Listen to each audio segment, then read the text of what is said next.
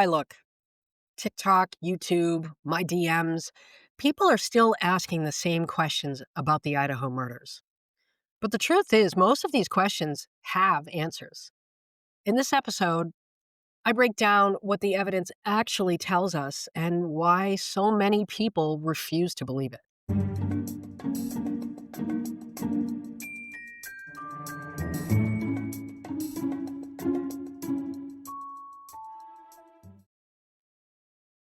Welcome to Character Analysis, the podcast where I play armchair psychologist and internet detective and try to figure out why people do the ridiculous, crazy, and sometimes very disturbing things that they do.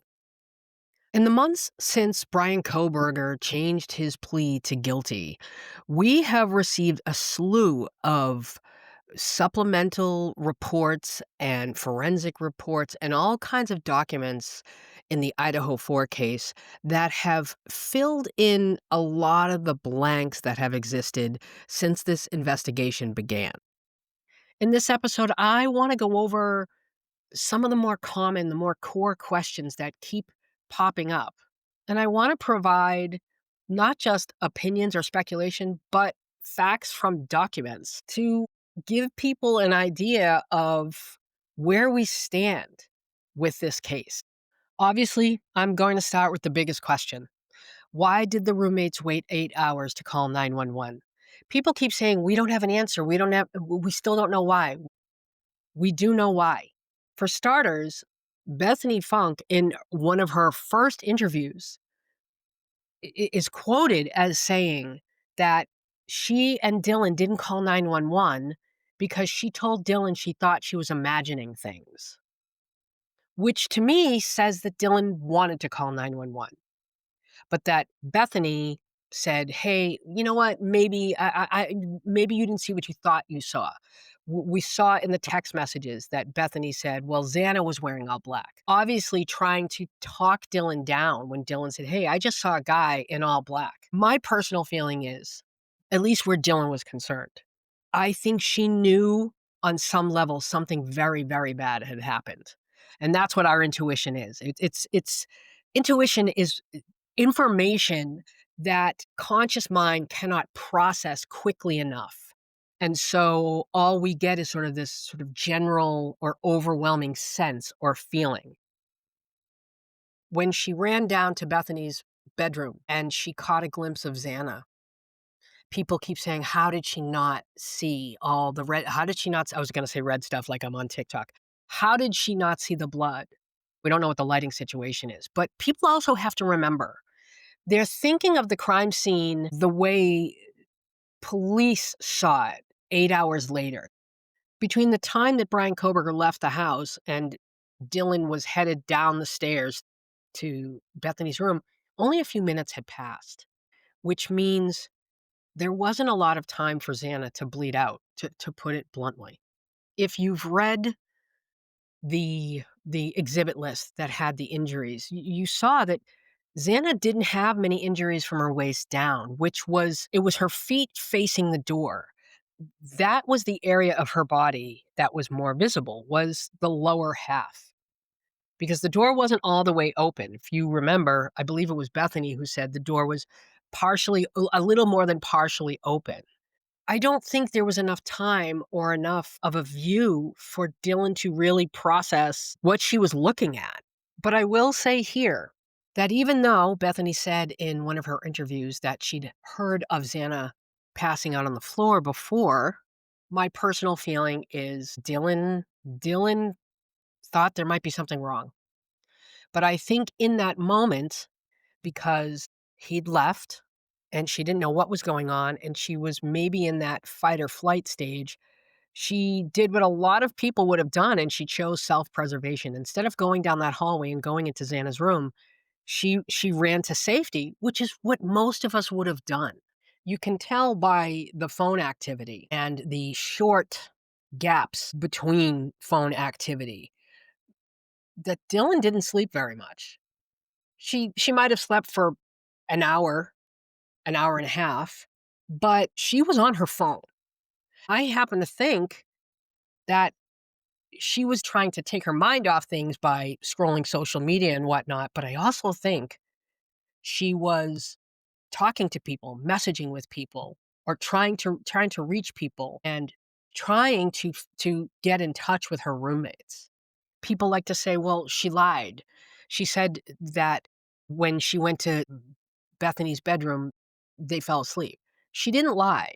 She might have fallen asleep 45 minutes, half an hour. She still fell asleep, and she woke up at 7:30 or 6:30 or whatever it was, because we know that there was about an hour, 5 to 6:30 or 6 AM, where she was e editing photos on her phone. She was doing something on her phone. Just because she only slept for a half hour or an hour doesn't mean she didn't sleep, and doesn't mean she lied when she said, "I went to sleep," because she did.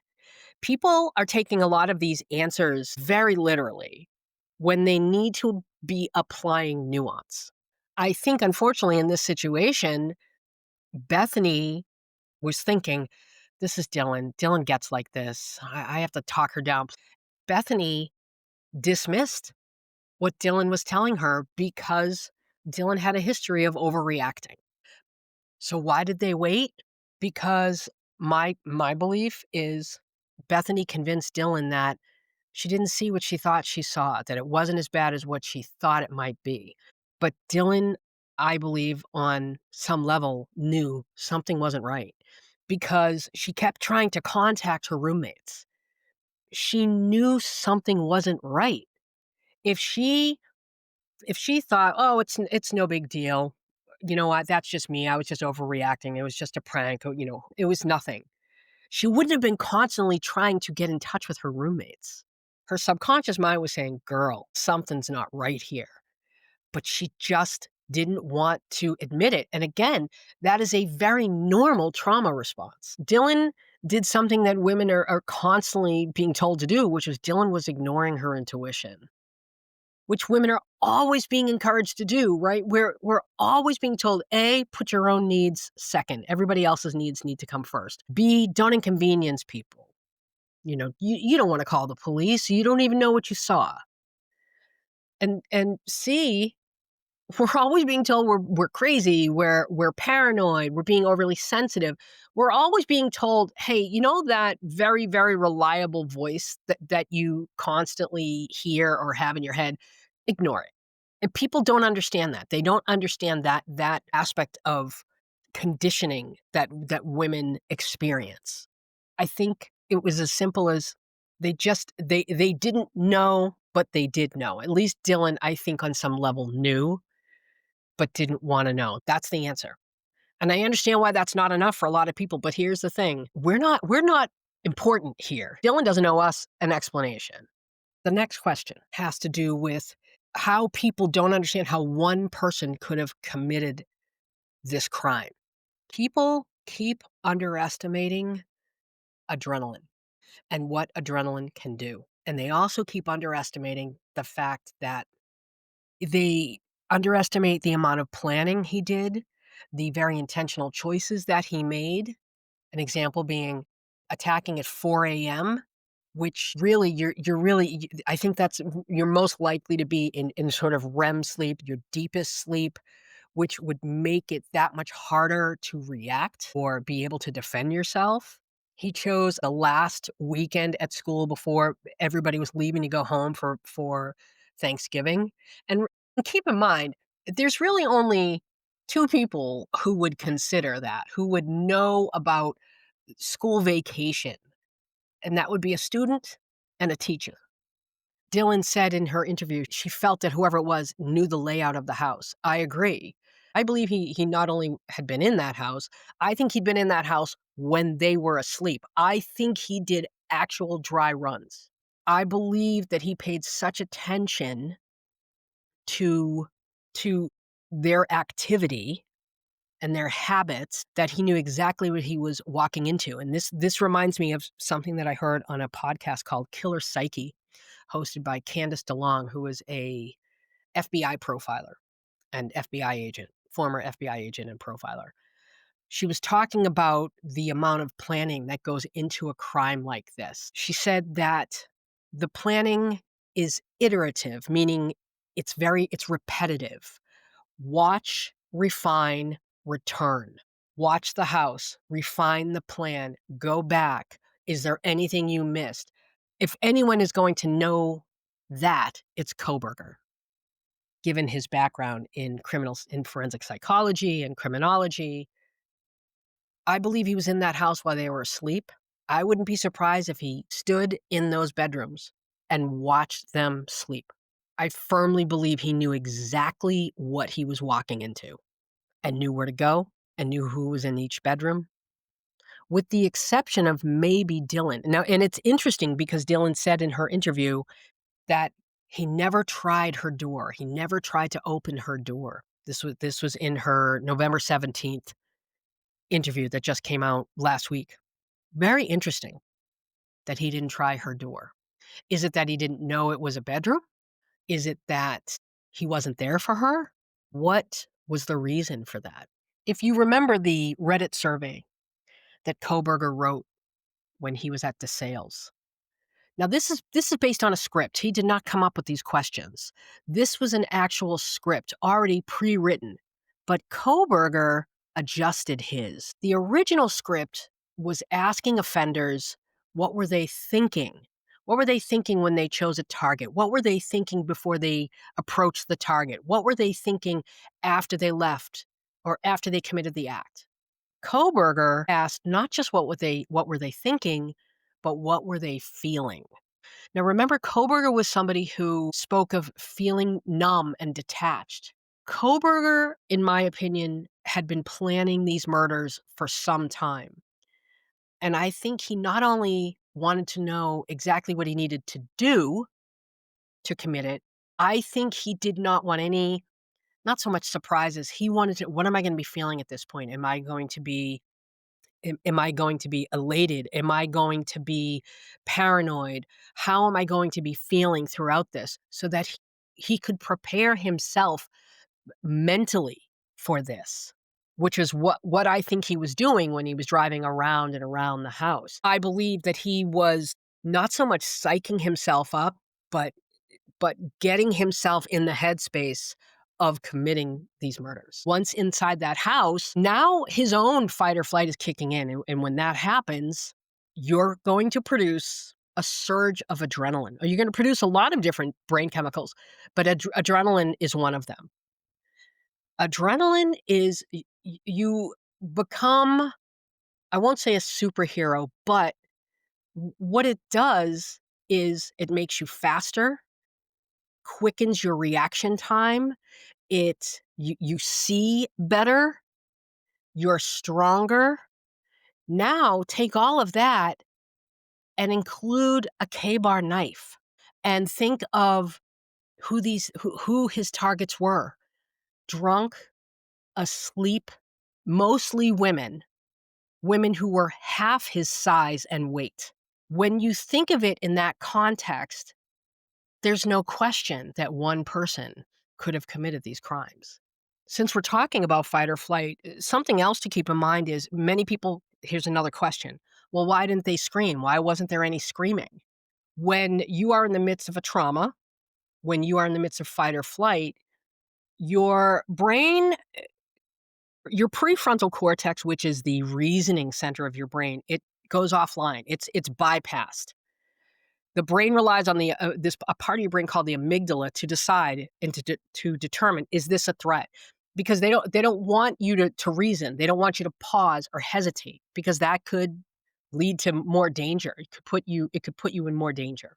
When this happens, that message gets kicked out to all of the different systems, right? And I won't say shuts down, but it prioritizes the functions that we need to survive. Your heart beats faster so that there's more blood going to the muscle groups that you're going to be using. Your vocalization, that's not a priority. Your digestive system, not a priority. They're sort of dulling all of these non-priority systems so that with that adrenaline, you're working at optimum performance. Part of his planning, I believe, was how to incapacitate very quickly. He knew exactly where to injure these victims so that there wouldn't be screaming. Another very common question that I hear, why didn't he attack Dylan? It does give you some pause when you think of what she said in that interview, that he never tried her door. Why? Why didn't he try her door? And the thing is, maybe he did and she just didn't hear it.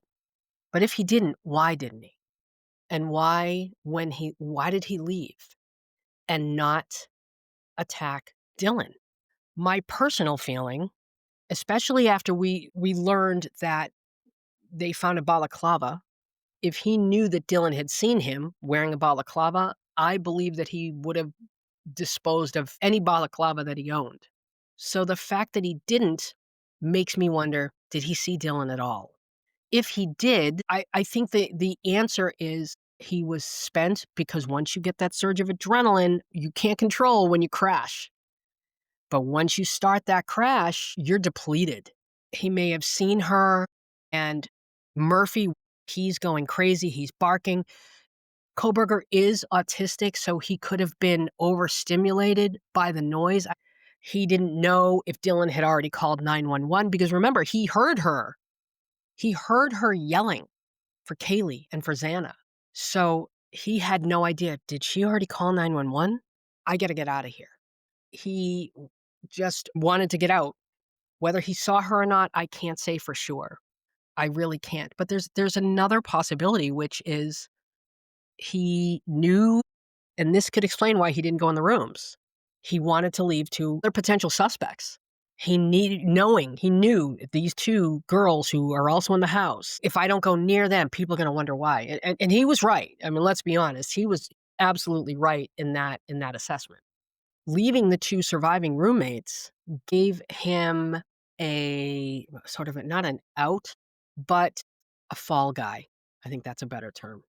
People constantly ask, why would he attack people where there's no connection? First, we don't know if there was no connection because he wiped a lot of his devices. I think it was very intentional that he chose people that he had no connection to. I've never thought there was a target. I've always thought the target was the house. So I think he made a very conscious choice to choose victims that could not be traced back to him. Part of the reason why the scene was so brutal and so graphic, and that these attacks were just so savage, really, he wanted police to think that it was someone that knew them. Which is why, to this day, they still can't say who was the target. Was it the residence or was it the house?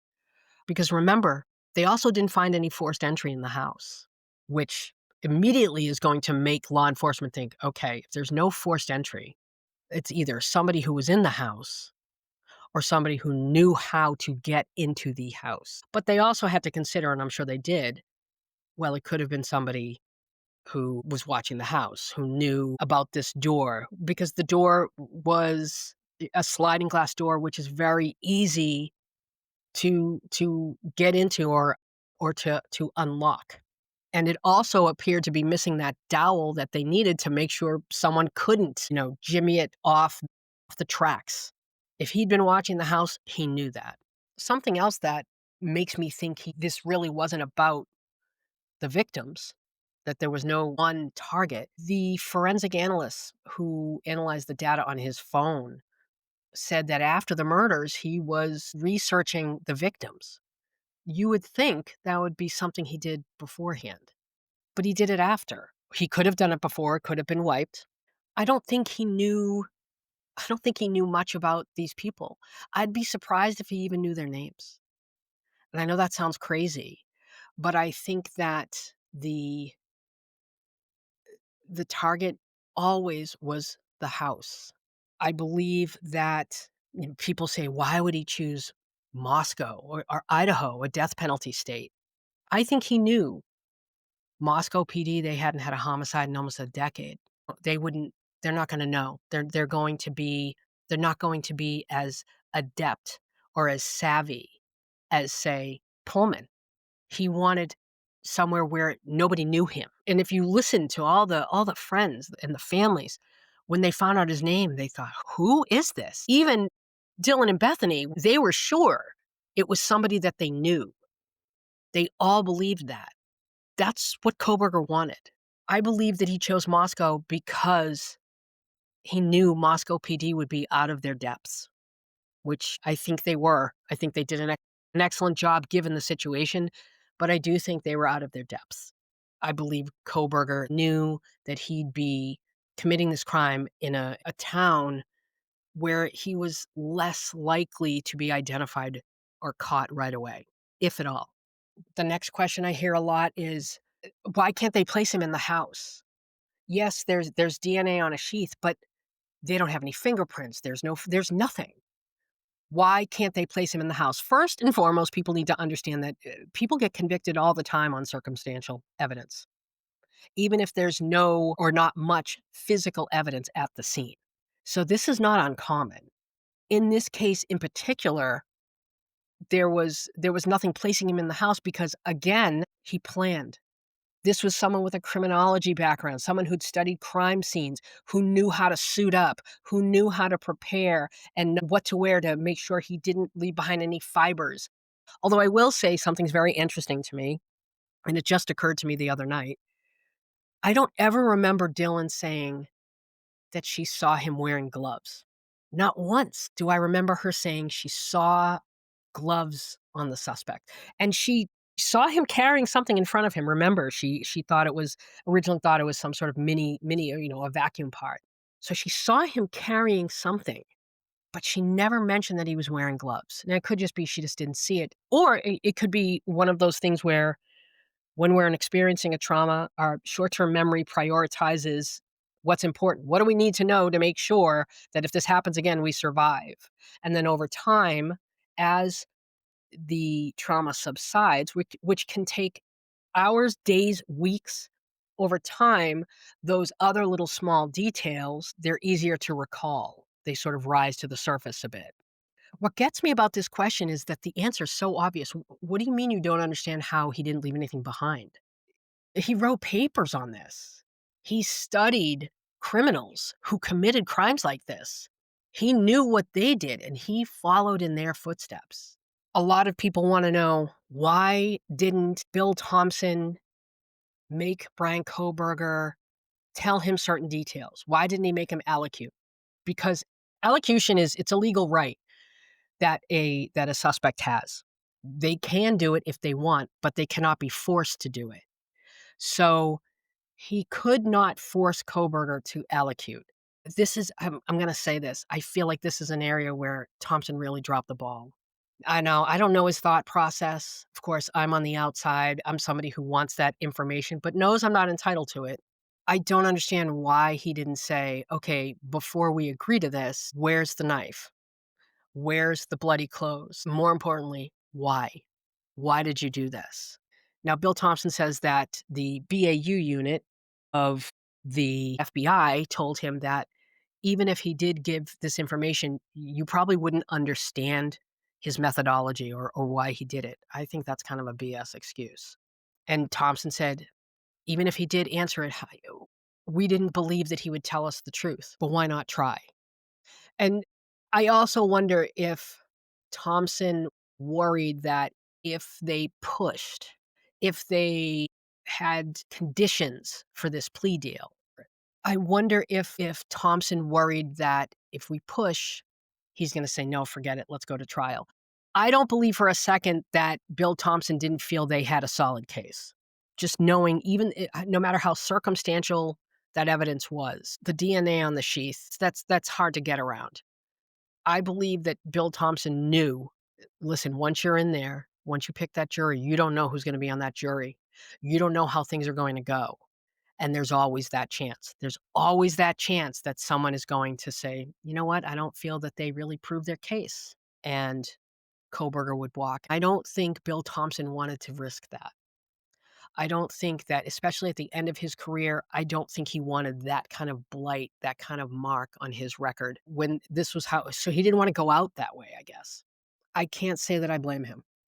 People always wanna know, well, what was the motive? If there's no connection, what was the motive? People need to understand that There doesn't need to be a personal connection in order for something to be personal to the perpetrator. This could be a case of ideology, right? This could be a desire for control or power, which is what I think was one of the motivating factors. He hated women. We've been presented with information that supports this belief.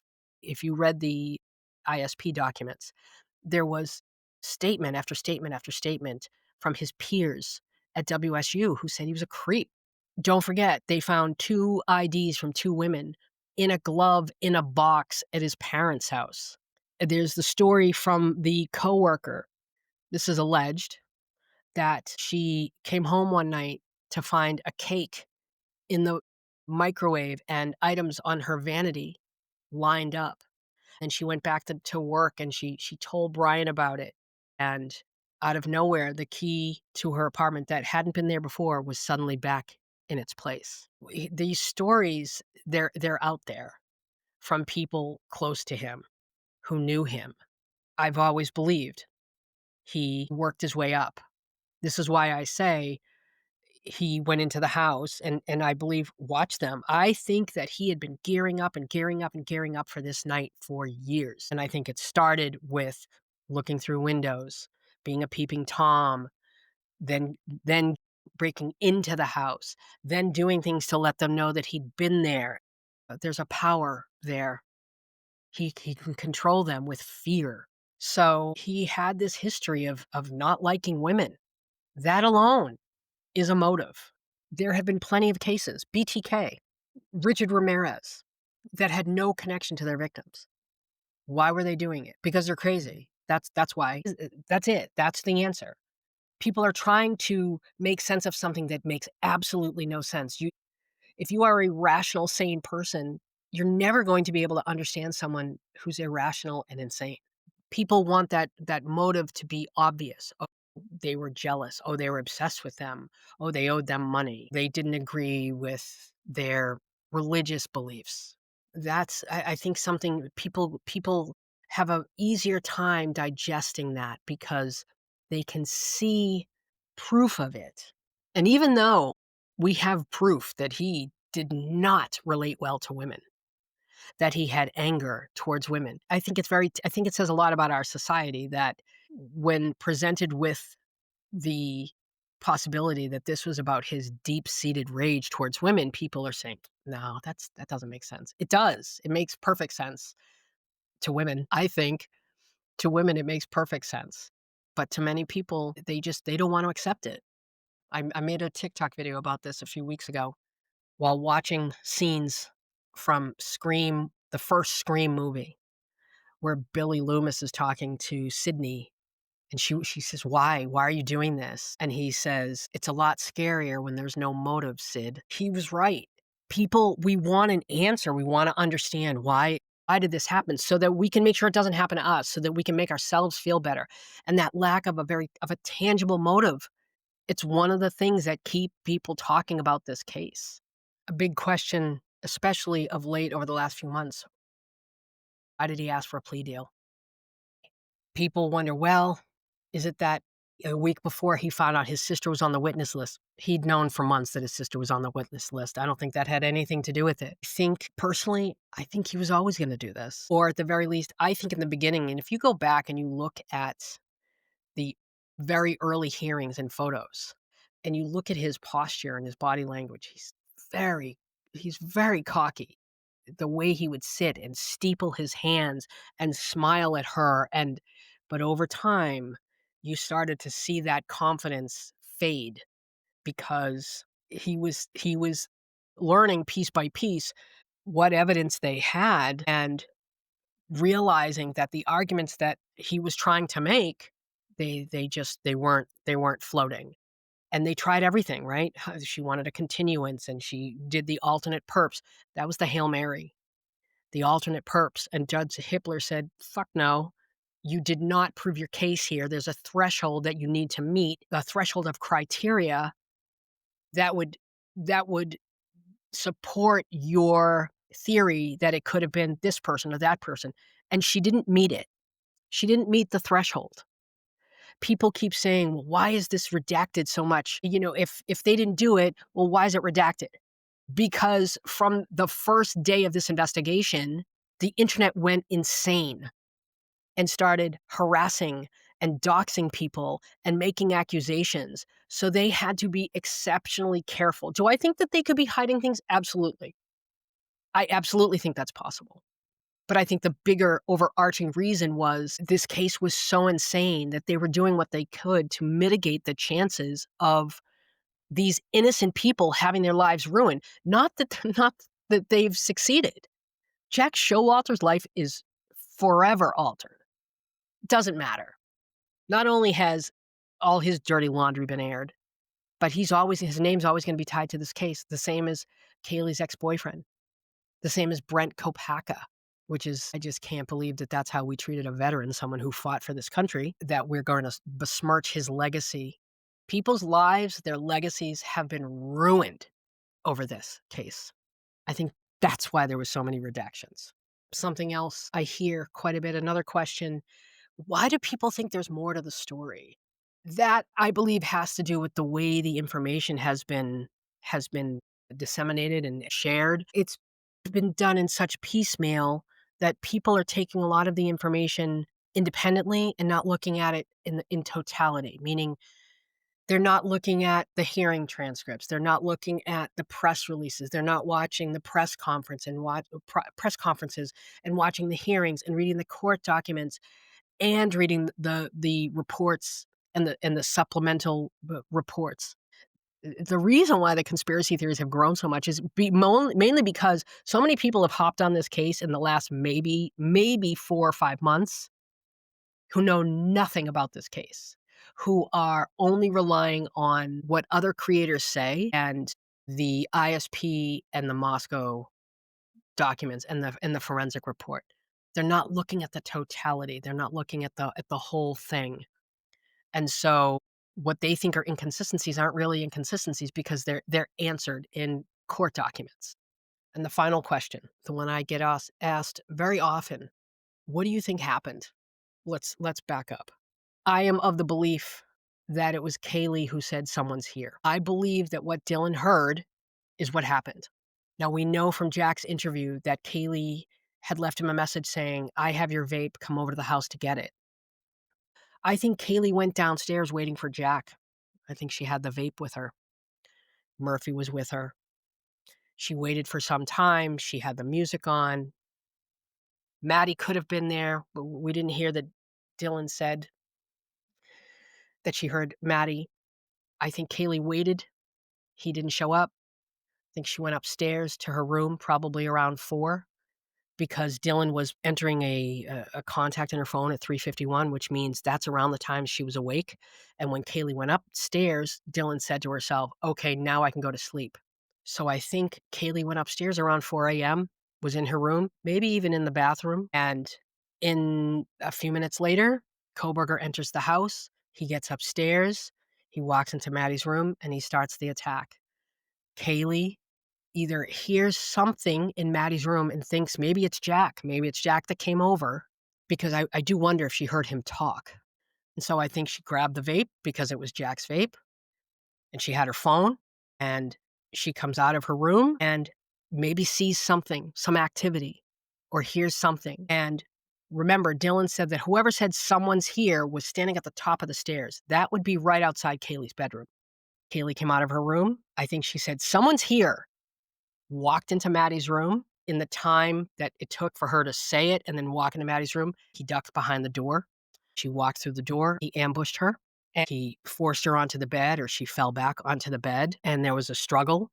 We learned in the forensic report that the blood on the exterior of Maddie's bedroom door was Kaylee's. We learned that there was blood on the ceiling outside of Maddie's bedroom, and that there was blood on the upper casing of the bathroom door across from Maddie's bedroom, and that there was blood on the west wall right next to the door. In my opinion, something happened in that doorway. Once he was done there, I think he walked downstairs. I've always believed he went straight to Xana's room, and the ISP document said that they believed he walked to Xana's room. He walked down the hallway to Xana's room. I think it's very interesting that Dylan said she heard crying coming from the bathroom. The bathroom and the bedroom were just inches away from each other. So why the distinction? Why did she say the bathroom? And the only thing I can think of is the acoustics. Whatever she heard, the sound, it sounded like she was in the bathroom, right? There's that echo because it's a smaller room. I think Xana was coming out of the bathroom because she had the phone on the bed. And, we take our phone everywhere. Sometimes we take it to the bathroom. But I would think if there's one place you don't take your phone, it's the bathroom. And remember when they showed up, the toilet had been used, it hadn't been flushed. And I think Xana came out of the bathroom and he attacked Xana and then Ethan. And then we know from investigators that he went back to Xana. I think Murphy then started barking very loudly. Dylan was yelling for Kaylee and Xana. He realized he had to go and he left. So that's what I think happened. That's a lot of questions.